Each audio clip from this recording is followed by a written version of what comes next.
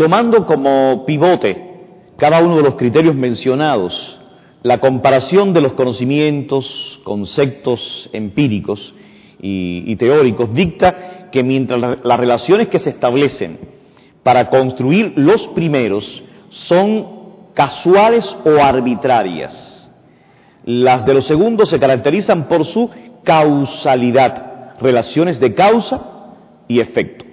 En conformidad con el grado de penetración en el conocimiento acerca del objeto que se estudia, como criterio de diferenciación, el conocimiento empírico refleja la descripción del objeto, en tanto el teórico va a representar la explicación de su comportamiento, la cual se configura a través de las contradicciones a él inherentes, las causas de su surgimiento, las leyes de su comportamiento y las tendencias de su desarrollo.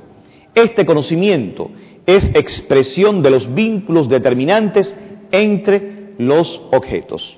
De igual forma, el grado de concientización de la relación establecida nos conduce a pensar que el proceso de generalización transcurre inconscientemente, aunque puede estar orientado conscientemente en el caso del conocimiento empírico, mientras que solo es un proceso concientizado en el caso del conocimiento teórico. Por último, al esgrimir el procedimiento metodológico empleado para su formación, advertimos que el concepto empírico responde al procedimiento inductivo, teniendo por condición mostrar la expresión fenoménica de los objetos, objetos que en su singularidad y no en toda su riqueza. En tanto, el procedimiento deductivo posibilita por su parte la formulación de hipótesis a partir de conceptos previamente aprendidos. Pero cabe una pregunta, cabe una reflexión. ¿Cuáles son nuestros argumentos de base en la formulación de estas conclusiones? En las ciencias filosóficas, en las ciencias pedagógicas y en las ciencias psicológicas se ha generalizado la tesis según la cual la generalización empírica identifica al concepto de igual naturaleza, así como la teórica que traduce el concepto teórico. De igual forma, la formación del concepto empírico ha sido ya yuxtapuesto a la vía inductiva, por la que se entiende que la obtención del conocimiento inicia en lo particular, ascendiendo a lo general, en tanto la vía deductiva acompaña a la formación del concepto teórico, teniendo lugar de lo general a lo particular. Con ello se ha producido un abismo, algo irreconciliable entre las concepciones sobre las que descansa la formación de uno u otro tipo de conocimiento, generándose entonces una falsa unidad entre estas vías, sin permitir el esclarecimiento de la naturaleza del proceso de construcción cognitiva. De ahí que no deban pasar inadvertidas las preguntas, que yo diría preguntas de rigor para un investigador. ¿Cuáles son las concepciones de partida que subyacen en la instrumentación metodológica de los experimentos pedagógicos realizados por estos autores y que a nuestro juicio han dejado una brecha a la falta de rigurosidad teórica? ¿Cuáles pudieran ser los puntos vulnerables de aquellas concepciones y en qué medida nos acercamos a ellas? Para responder a estos cuestionamientos, antes nos parece oportuno el análisis de los indicadores o parámetros que señalan la esencia de un objeto, pues con ellos se harán necesariamente explícitas por decantación las propiedades que caracterizan la naturaleza empírica de aquel. ¿Qué entender por esencia? ¿Cómo penetrar en el objeto revelándola? ¿Cómo descubrirla tras las múltiples apariencias y expresiones fenoménicas de aquel? El reflejo de la realidad objetiva o el reflejo de la realidad objetiva o la subjetiva puede configurarse por la persona en un conocimiento descriptivo acerca de su realidad o en un conocimiento explicativo a ella.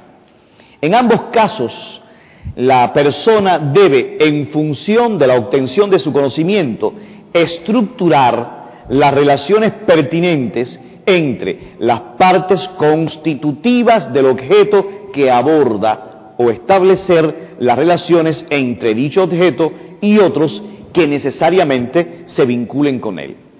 Así, podemos decir que el conocimiento resultante puede caracterizarse por el reflejo o no de la esencia del objeto. En caso de estar presente la esencia, decimos que el conocimiento configura el concepto científico, la categoría, el principio o la ley pertinente al campo del saber dado. ¿A qué denominar esencia? Como habíamos apuntado con anterioridad, el conocimiento racional puede ser de naturaleza empírica o puede ser de naturaleza teórica. El punto álgido de la problemática se hace visible en la concepción que sobre la esencialidad del conocimiento generalmente se ha definido. En contraposición con la doctrina positivista, en este caso de Comte, según la cual la ciencia debía limitarse a describir el aspecto externo del objeto y por ende eliminar de su estudio la esencia de aquel. La posición del materialismo dialéctico defiende a la ascensión o la ascensión de lo concreto a lo abstracto, haciendo visible a través de ella lo que directamente nos está negado en la percepción del objeto. De ahí la importancia de la investigación científica en revelar la esencia y sus órdenes, de exponer con la mayor claridad posible sus formas manifiestas. Generalmente, al definir por esencia lo que no puede faltar, definimos también como esencia lo nuclear, lo necesario, lo suficiente, lo más importante, lo fundamental, o definimos también como esencia lo que domina que un objeto sea él y no otro. El investigador, el docente investigador, el especialista, está admitiendo una brecha insalvable en los derroteros que la ciencia propone. ¿Por qué pensar así? No negamos que el constructo que surge en el proceso de la investigación puede contener algunas o todas las expresiones que han de representar el conocimiento esencial. Pero de lo que se trata es de la preparación metodológica de aquel para que desde la primera aproximación al objeto discrimine lo superficial de lo que no lo es. O sea, tales propósitos no son fáciles de conseguir, máxime cuando en el conocimiento empírico, a nuestro juicio, también la esencia pugna por abrirse paso, o sea, por lograr su espacio. Como toda investigación en el campo de la ciencia que respete, por supuesto, a los cánones o los cánones que se establece, la esencia no puede convertirse en una palabra socorrida para otorgar solemnidad e importancia a una determinada actuación profesional en la que ella dictamina, sin lugar a dudas, la supuesta rigurosidad con que se ha elaborado. La esencia como expresión fidedigna, como expresión idéntica al conocimiento científico, debe concretarse en indicadores que la caracterizan. Así, los parámetros que señalizan la esencia de un objeto deben ser definidos a través de los indicadores siguientes. Por ejemplo, propiedades determinantes del objeto, contradicciones que le son inherentes, causas del surgimiento del objeto, leyes de su comportamiento, tendencias de su desarrollo. El orden que a los parámetros hemos conferido debe ser, por supuesto, a nuestro modo de ver, estrictamente observado en su análisis, pues el investigador no ingresa al universo de las abstracciones de forma repentina o de forma espontánea.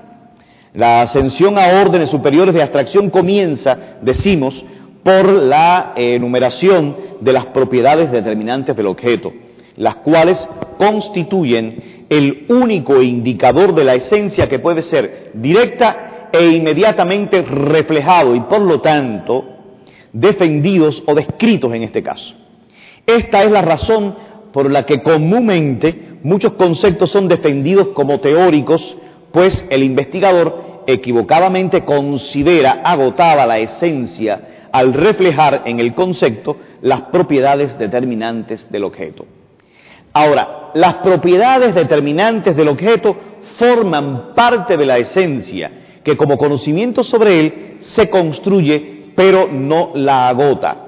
Esta idea es importante para demostrar una vez más que el preconcepto o el concepto empírico sobre un determinado aspecto del objeto es una condición basal para formar el concepto científico. De ahí el carácter inacabado del primero. Decir que la bacteria es un organismo unicelular, procariota y microscópico, por ejemplo, es enumerar mediante la descripción las características o las propiedades que determinan la existencia de ese organismo y no de otro. He ahí una ilustración fehaciente del concepto empírico en el cual no se agota, ni mucho menos, toda la riqueza de la esencialidad de aquel, sirviendo de fuente en la formación del concepto científico. Es poco probable refutar la idea de que esta definición del concepto de bacteria los especialistas han ofrecido es correcta. Sin embargo, reconocer que es incompleta es aceptar entonces la brecha lógica que nos ascenderá a su concepción teórica. Nadie niega que la incidencia de las bacterias en la salud del ser humano sea tan beneficiosa como también es perjudicial. Pero, ¿de qué nos sirve saber que la bacteria está formada por una sola célula y que no puede ser percibida más que a través de un microscopio, cuando de combatirla se trata en caso de enfermedad?